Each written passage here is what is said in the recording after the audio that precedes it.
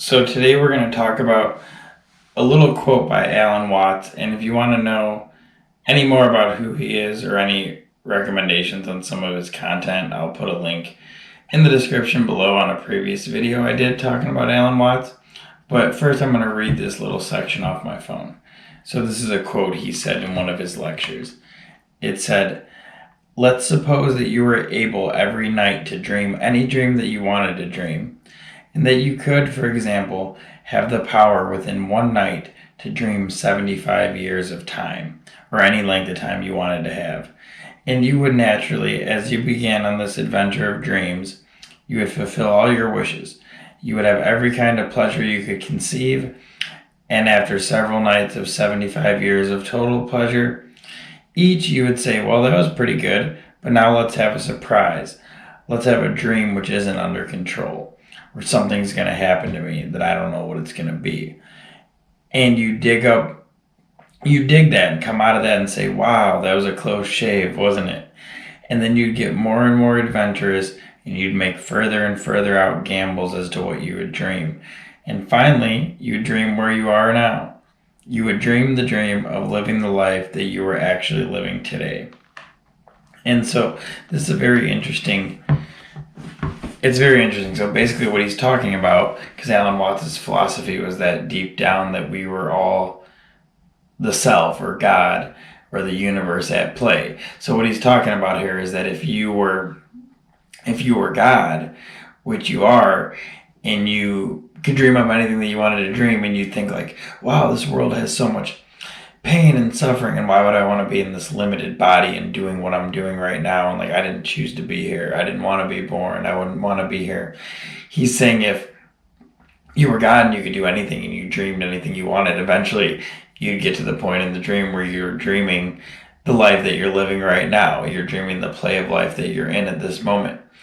And so if we take it on a separate level to the soul level, which is what I want to talk about here, we'll do another imagination exercise. Imagine yourself on, say, in heaven or some astral plane, your soul on a little higher plane of reality, and you're choosing to come down into this incarnation, into this life experience that you're in right now, in order to work out the karma that you have to work out, which means in order to have the set of life experiences and everything that comes with the package, incarnate into a certain personality in a certain place, in a certain time period, in a certain family, a certain race, maybe a part of a certain religion with certain social issues going on in a certain country, in a certain political environment with certain family, friends, coworkers, and relatives. And you choose that. So imagine you're up there and you're on this astral plane and you're like, hey, I'm going to take this incarnation as this being and go through these experiences, and I'm going to get caught in it. It's going to seem really real. And I'm going to work through these desires that I have, through this karma that I'm carrying with me that I have to go take this birth to fulfill. So you can imagine, and at the end, you're going to come back to that. Right? So you can imagine you might take a kind of far out birth, especially if you're kind of a higher level being and you want to work out a lot of the karma at once. And you're like, hey, I'm trying to get a bunch of this done. I want to go through the accelerated course. I want to go through a tough course and have a lot of pain, or I want to have, a lot of challenges in this incarnation so that I can grow more quickly from them. And if you look at a lot of people that believe in incarnation and that kind of thing, they actually think that souls can take birth. And I've not looked much into this, so I'm not going to talk about it much, but that souls can actually take birth in multiple places at once. So you could take birth, say, 5 incarnations at the same time, etc. And which, doesn't seem implausible to me, especially if you're standing somewhere outside of time where everything and all of your incarnations happen simultaneously anyway.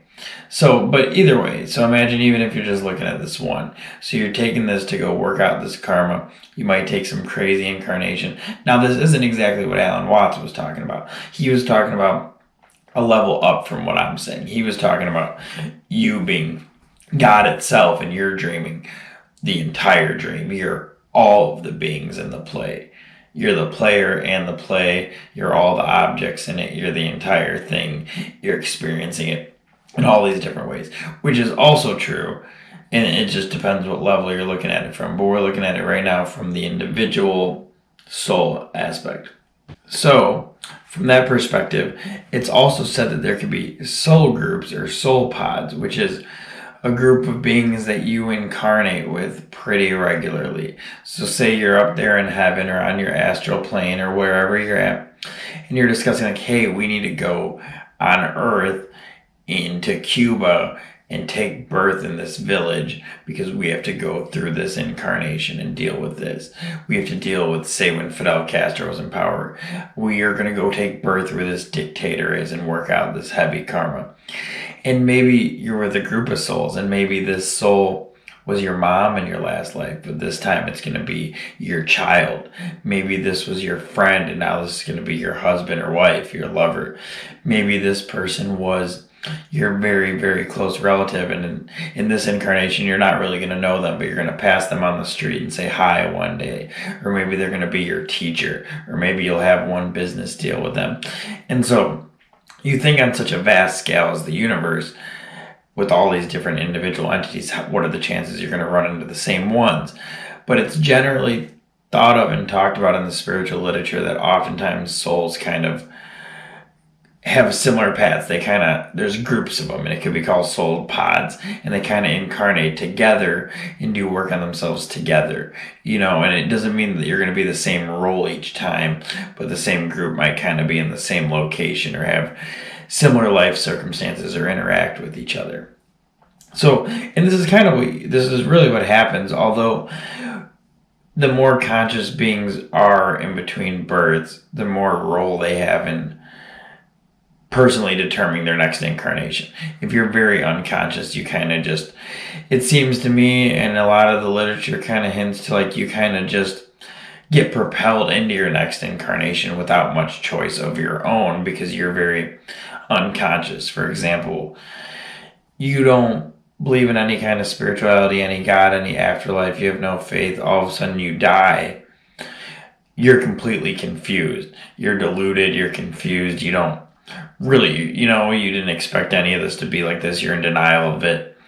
So you kind of your soul still has to move on somewhere, and that's beings that become ghosts or whatever, but you're going to get propelled into some other reality or back on Earth in some other incarnation or somewhere else. And you're not going to be conscious enough to really have much say in it. But as you get more conscious, you're more aware of your say in what's going to happen. So it gives you a different perspective because when you're looking at it like that, it's like, okay, so even though I'm going through these circumstances that I might think are annoying or I don't want to be here, at a different level, this is exactly where I need to be and exactly what I need to be doing. And so right now I might be like, man, I didn't want to be in that relationship. That was such a waste of 2 years. But me on an astral plane looking down is like, oh, that's going to be so sweet, that terrible relationship. That's exactly what I need to work through. That's exactly what I'm going to grow from. Or I might be like, man, I'm in poverty. I just lost my job. How terrible. But maybe before you took birth, you were like, perfect. Poverty, lose a job, that's exactly what I need. Terrible disease, that'll be perfect. Deformity, what grace.